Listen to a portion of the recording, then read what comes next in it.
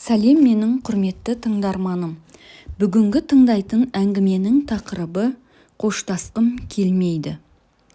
Бүгінгі күн мен үшін тағы да ауыр күн. Құдай, менің осы күнім, ауыр күнім қашан бітеді екен деп, көзін ашып күрсіне тұрды Данияр орнынан. Қасында отырған анасы, Райхан апа, орамалының ұшымен көзінің жасын бір сүртіп қойып, айналайын-ау, әлі-ақ жазылып кетесің. Мұның бәрі ертең жазылған уақыт па? Ештеңе болмағандай, түс көргендей өтіп кетеді жаным, дей берген кезде, Данияр жас балаша мәз болып, қане апа, сіз айтқандай жазылып кетсем, деп қуана күрсініп біраз үнсіз қалды. Даниярдың төсекте жатқанына міне 2,5 жылдай уақыт шамасы болып қалыпты. Тағдырдың тәлкегімен 24 жасында бір үлкен қайғыға ұшырады. Жанұямды бағамын деп, жалғыз өзі жан әбігерде жүрген кезде, дұшпандары бір күні түнде көре алмай, төбелеп ұрып, айдалаға алып барып, бір шұңқырдың ішіне тастап кетеді. Кенеттен анасы Райхан апа баласы Даниярды бір жұмыспен бөлмесіне іздеп барса, баласы орнында жоқ болады. Көзі шарасынан шығып, жан иманы қалмай сәл тұрып қалды да, артынан өзі басып сыртқа кеткен шығар. Бір жұмыспен деп орнына қайта барып жатты. Түннің бір уақыты қайда кетті екен деп ойланып жатып, көзі ілініп кетеді. Терең ойында еш нәрсе жоқ анасы, таңертеңгілік аста бастарын қосқан кезде іштерінде үлкен ұлы Данияр жоқ болды. Райхан апа дереу бөлмесіне көз тастап тұрып, түнде жайында болмағанын есіне алып, бөлмесіне қарай бет алады. Барса, әлі жоқ. Қорыққаннан айғайлап жібереді. Қайда кетуі мүмкін? Маған еш нәрсе деген жоқ сияқты еді ғой, деп ішінен ойлап, сыртқа қарай бет алады. Дала болса жым-жырт, еш нәрсе сезілмейді. Сөйтіп, жан-жағына көз тастап тұрған кезде, қасына кіші ұлы Айдос пен егіз қыздары Айман мен Шолпан да келіп қалды.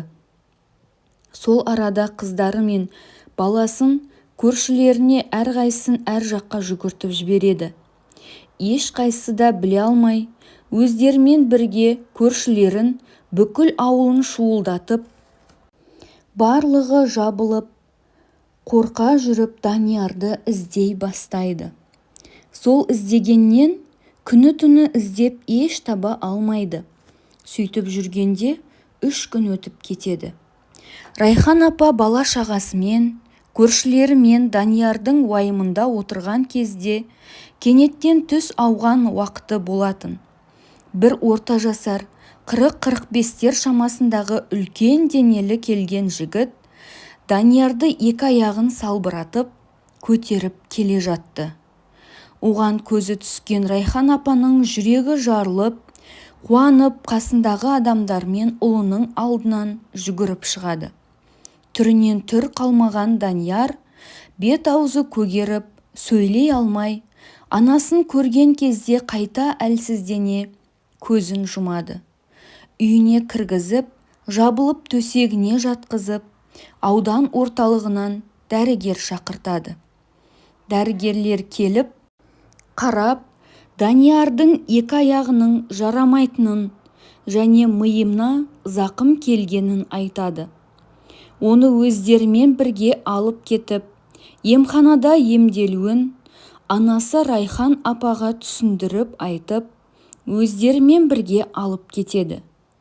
Қолынан еш нәрсе келмей анасы, баласының жақсы болып жазылуын көздеп амал жоқ, емханаға жіберіп, артынан жылап қала берді.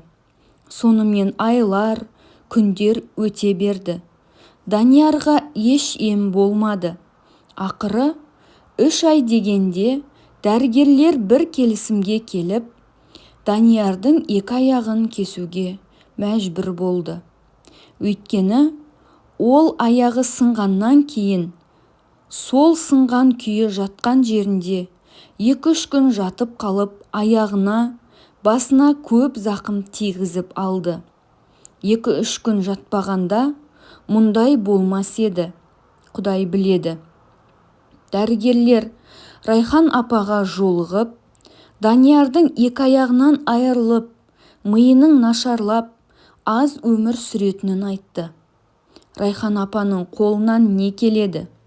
Ет жүрегі елжіреп, жас баласының осындай халге түскенін, бар қызығы алдында екенін, әлі үйленіп, бала сүймегенін ойлап, басын жерге қайта-қайта ұрып, жылай берді. Міне, Даниярдың 2 аяғынан айырылып, төсек тартып жатқанына 2,5 жылдай уақыт болды.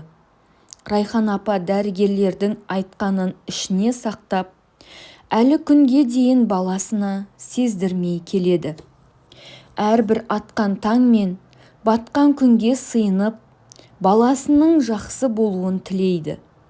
Сол Құдайдың құдіреті шығар.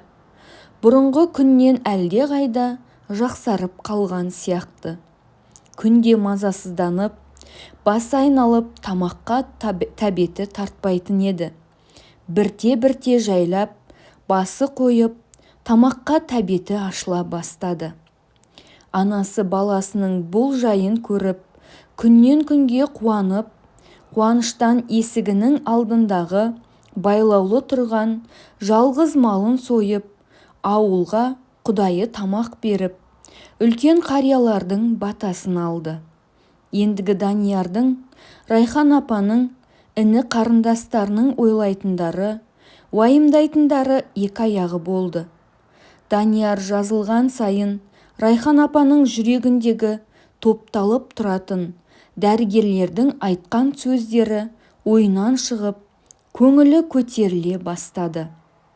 Райхан апаның соңғы кезде көп ойлайтыны ұлы Даниярдың аяғына жасанды аяқ салдырып, бір қызға келіндіріп қойсам деген ойды көп ойлады.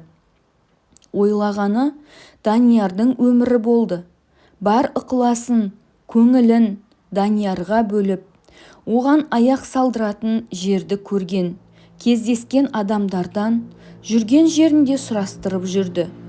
Бір күні бір жерде сондай аяқ салатын адам бар екен деген сөзді естіп қуанып кетті. Әне, Құдай берем десе бір пәсте екен деп, қайта-қайта Құдайға сыйына берді. Бірақ бұл жерге бару үшін қанша қаражат керек екендігін естіп, біраз әбіржіп уайымдады. Өйткені бар сенгені есігінің алдындағы сиыры жалғыз қара малы еді. Оны Құдайға берген болатын. Енді сенетін еш нәрсе жоқ. Бар жарайтын дүниесін Даниярға жаратқан болатын. Райхан апаның осындай халде жүргенін ауылы естіп, бәрі жиналып, келісіп, Даниярдың жол қаражаты мен керек қаражатының бәрін жинап беріп, Даниярдың сол ауылдағы нағашысы Әділге қосып, бәрі батасын беріп, ақ жол тілеп, сол емшіге шығарып салады. Күндер өтті, ай өтті. Тек Райхан апа Даниярды күтумен болды. Келген кезде өзі жүріп келуін көп елестетті. Даниярдың барған кезде халық жинап берген қаражаты жетпей қалып, біраз күн сол жақта қиналып жүріп қалды. Ақыры амалдың жоғынан нағашысы Әділ екеуі бір келісімге келіп, қарындасының біреуін сынықшыға келін етіп ұзатуына келіседі. Осы жайды сынықшыға айтып түсіндіріп, келісіп, аяғын салдыратын болады. Сынықшының ержетіп тұрған жақсы балалары бар екен. Данияр бәрін керіп, біліп, қарындасын тегін сынықшыға айырбастады. Жаман болса өзі аяқсыз қалып өліп кетсе де қарындасын жаман жерге қимайтын еді. Сол балаларының ішіндегі екінші ұлы Бейбітке ұзататын болып шешті. Аман-есен аяғын салдырып, Данияр, нағашысы мен сынықшының ұлы Бейбітпен төртеуі ауылға қарай аттанады. Сонда жолда неше күн жүріп қиналып, үйіне зорға дегенде жетеді.